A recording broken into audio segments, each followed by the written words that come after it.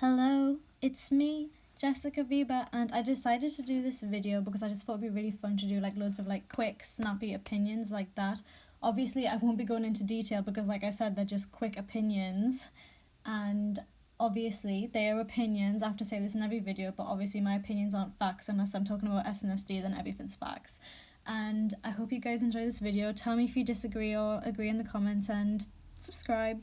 Anyways, here's my opinion on 50 K-pop groups in under 10 minutes. AOA, they're not really the same to me after Choa left, but I still bop to their old songs. After school, I think it's kind of yikes that their subunit is more popular and iconic than them, but I guess they have a few good songs. Akmu, well, they're okay. Some of their songs get a bit old for me, but they seem like really nice people, so ain't mad at them. A-Pink, I really did love their cute concept songs, but I'm really glad they're trying out new concepts. Eunji is so mesmerizing to me. Every time I watch a music video, I only look at Eunji. It's oh, I love her. Block B, I do love their old songs, but I kind of think that they had a bit of trouble adjusting into the new K-pop style, if that makes sense. They definitely deserve a lot more recognition than they actually get though. BTS, yeah, I mean, I like some of their songs. I don't really keep up with them, but the fans scare me sometimes, so... Big Bang, even though I do not personally stan Big Bang, you are delusional if you think they are not the kings of K-pop. They are one of the most influential boy groups in Korea, and you may think it might be EXO or BTS. No, honey, it's Big Bang. Get the facts right. They are the seniors. They are the OGs. They are the ones who did it. Big Bang are legends. Don't delude yourself. B2B, really funny, really talented, down to earth. Stan them. Blackpink, beautiful and talented, but I'm getting tired of hearing the same songs, but that's not their fault, so whatever. CLC, while their songs are good, they kind of lack the wow factor to me. They're just kind of there. Coco Sorry, well, the whole thing with Coco was yikes, so stan sorry. Dreamcatcher, I love their style of music and their B-sides, but I'm having trouble getting into the members because none of them really stand out to me. EXO, my ultimate boy group, I love them, they're my babies, they're talented, they're amazing, they're funny, they're kind, they're everything, stan them, otherwise you don't have taste. EXID, a lot of their songs sound the same or have the same kind of formula, but we're not mad because they're all bops. Ellie's voice is kind of getting on my nerves because I'm tired of hearing the same nasal rap style that a lot of female rappers have, but guess she can't help it, it's her voice. FX, so I don't really like the members like I said in my other video, but I really like their songs and their B-sides, so I just bop to the songs and try and forget that I dislike the members. G-Idol, I think the memes on Twitter about them are funny, but like I said about Ellie, I'm kind of tired of the nasal rapping style that Soyeon has, but they have good songs, so I guess we can ignore it. G-Friend, talented vocalists, Sinbi and Unha are the only ones that really stick out for me. I quite like them. I can see why they're so beloved, but I can also see why people dislike them as well. And I always look forward to hearing their comebacks, so... GOT7, well, I haven't really been feeling their newer music, but I like the old music, so whatever. Girls' Day, I think they had so much more potential, but their company just clearly doesn't care about them, so they've been kind of thrown under the bus. No one really cares about them anymore. It's kind of a shame because I do like their songs, but I don't miss them that much. iZone, well, I did like Lavia and Rose. I don't think they should have won Rookie of the Year because it's called Rookie of the Year. They were given the award only being a K-pop group for 2 months, I think. Regardless of sales, I think it should have been given to a group that was present the entire year, if I'm making sense. Anyways, Stan Wonyoung. IOI, I'd love to say that I miss them, but I just don't. I like some of their songs and I don't dislike the members, but I just don't really care about them as much as the next person. iKON, I really like their songs and their B-sides. I don't know anything about them apart from the fact that I need Junho in my life and I love him and I'm about to solo stan him because he's so gorgeous. KARD, I find their songs have the same formula and can be a little bit repetitive. Unlike EXID, who have repetitive songs that are bops, I think their songs are just kind of decent, if that makes sense. Luna, some of their solo songs are a bit of a miss for me, but I really like Chu and Eve, and I like their debut song, so I'm excited to see what they're going to put out next. Ladies Code, I feel like they should get more recognition as artists, but I feel like they're always going to be labelled the group that had 2 members passed away. Mamamoo, pretty much the same as FX. I don't like the members as people, but I really like their songs, so I just bop to the songs and try and forget that they're the ones singing it. Miss A, well, it was only really just Susie and her backup dancers to me, so...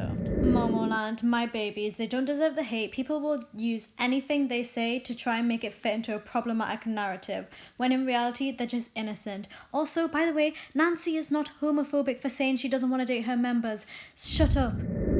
Monster X, I usually like their songs on the initial release, but they kind of age badly for me.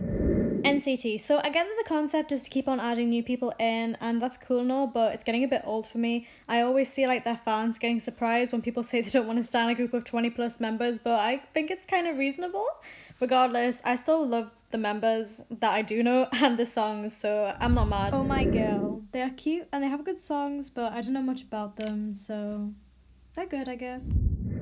Kristen, I feel bad for them. They deserve way more popularity than they actually have, and their company just treats them like dirt, and it's just shit because they have really good songs. Red Velvet, they have some of the best B-sides in K-pop, but I haven't really been feeling their 2018 releases apart from Cookie Jar and Really Bad Boy. I feel like you have to let the other songs from 2018 grow on you, and I don't really have the time to listen to a song loads to let it grow on me.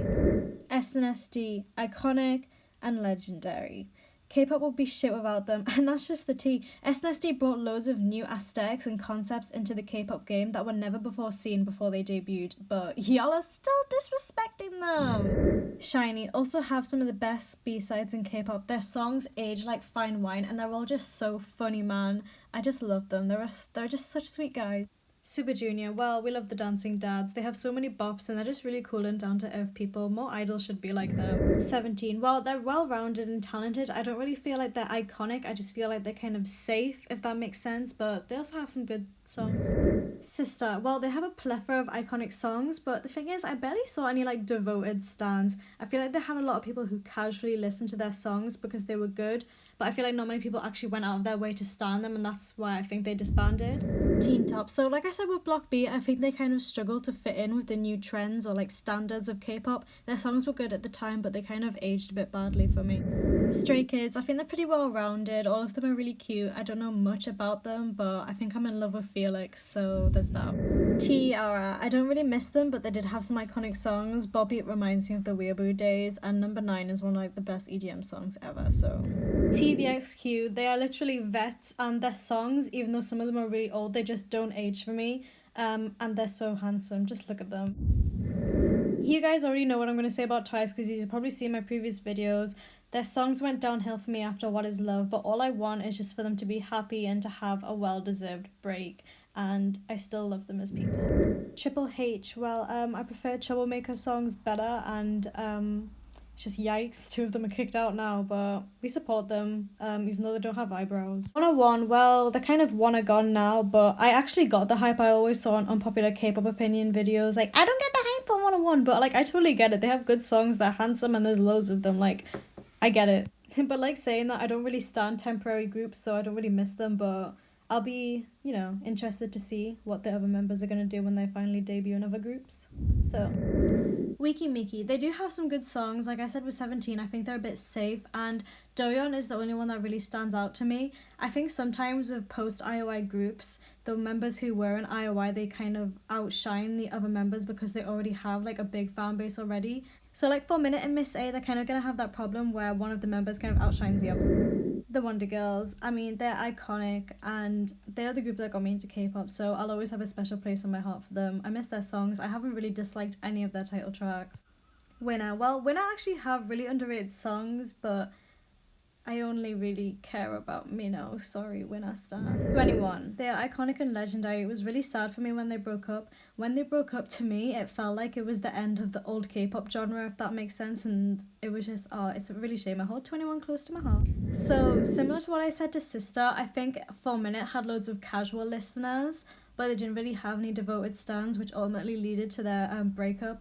I also think another reason why they broke up is that Hyuna kind of stood out more than the other ones, and obviously it's really hard for other members when you know that you're just not as popular as one of them.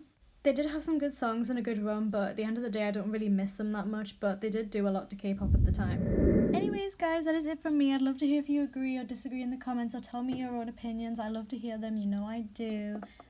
Please subscribe to me and follow me on Instagram and Twitter and all of that jazz. It really helps my channel out if you leave me a like and stuff like that. It's really nice speaking to you guys. I'll see you later. Bye.